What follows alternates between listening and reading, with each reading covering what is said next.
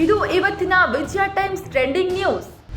ಹೋಟೆಲ್ನಲ್ಲಿ ನಿತ್ಯ ಆಹಾರ ಸೇವಿಸುವವರೇ ಎಚ್ಚರ. ಬಯಲಾಯಿತು ರೆಸ್ಟೋರೆಂಟ್ ಕಿಚನ್ ಸೀಕ್ರೆಟ್.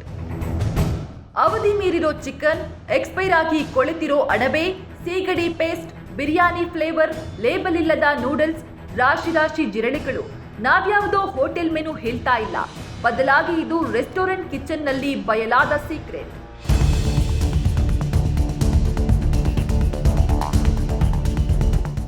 ಈ ಸೀಕ್ರೆಟ್ನ ಬಯಲು ಮಾಡಿದ್ದು ಹೈದರಾಬಾದ್ನ ಆಹಾರ ಗುಣಮಟ್ಟ ಮತ್ತು ಸುರಕ್ಷತಾ ಇಲಾಖೆಯ ಅಧಿಕಾರಿಗಳು.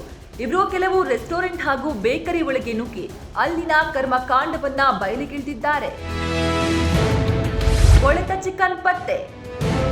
ಹೈದರಾಬಾದ್ನ ಸಿಕಂದರಾಬಾದ್ನಲ್ಲಿರೋ ರೆಸ್ಟೋರೆಂಟ್ ಮೇಲೆ ದಾಳಿ ಮಾಡಿದ ಆಹಾರ ಗುಣಮಟ್ಟ ಮತ್ತು ಸುರಕ್ಷತಾ ಇಲಾಖೆಯ ಅಧಿಕಾರಿಗಳಿಗೆ ಅಚ್ಚರಿಯೇ ಕಾದಿತ್ತು.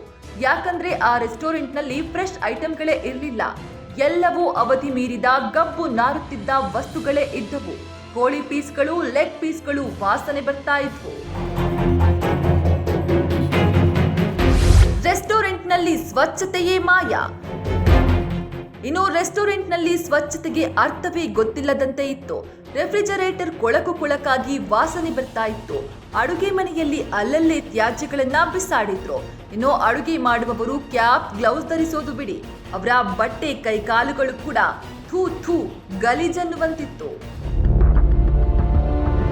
ಚಿಲ್ಲಿಸ್ ರೆಸ್ಟೋರೆಂಟ್ನಲ್ಲಿ ಜಿರಳೆ ರಾಶಿ.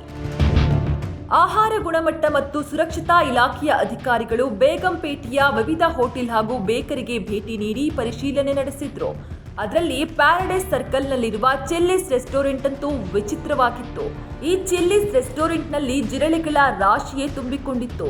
ಇಲ್ಲೂ ಕೂಡ ಅವಧಿ ಮೀರಿದ ಲೇಬಲ್ಗಳೇ ಇಲ್ಲದ ಆಹಾರ ಪದಾರ್ಥಗಳನ್ನ ಬಳಸ್ತಾ ಇದ್ದಿದ್ದು ಪತ್ತೆಯಾಗಿದೆ.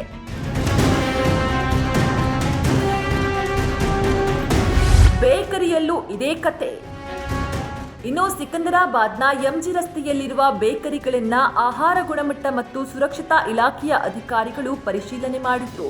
ಅಲ್ಲೂ ಕೂಡ ಅದೇ ಕೊಳಕು ಅಡುಗೆ ಮನೆಗಳು, ತುಕ್ಕು ಹಿಡಿದಿರುವ ಕಂಟೈನರ್ಗಳು, ಲೇಬಲ್ ಇಲ್ಲದೆ ಆಹಾರ ತಯಾರಿಕೆಯಾಗ್ತಾ ಇದ್ದದನ್ನ ಅಧಿಕಾರಿಗಳು ಪತ್ತೆ ಹಚ್ಚಿದ್ದಾರೆ.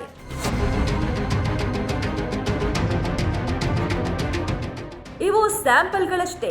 ಇಂಥ ಸಾವಿರಾರು ಹೋಟೆಲ್ಗಳು ಕೊಳಕಾಗಿ ಆಹಾರ ತಯಾರಿಸಿ ಜನರಿಗೆ ಬಡಿಸುತ್ತಿದ್ದಾರೆ. ಇದಕ್ಕೆ ಮುಖ್ಯ ಕಾರಣ ನಮ್ಮ ದೇಶದಲ್ಲಿ ಇನ್ನೂ ಕಟ್ಟುನಿಟ್ಟಾಗಿ ಜಾರಿಯಾಗದ ಆಹಾರ ಗುಣಮಟ್ಟ ಮತ್ತು ಸುರಕ್ಷತಾ ಕಾಯ್ದೆ ಮತ್ತು ಅಧಿಕಾರಿಗಳ ವೈಫಲ್ಯ. ಸೌಜನ್ಯ, ವಿಜಯ ಟೈಮ್ಸ್, ಬೆಂಗಳೂರು.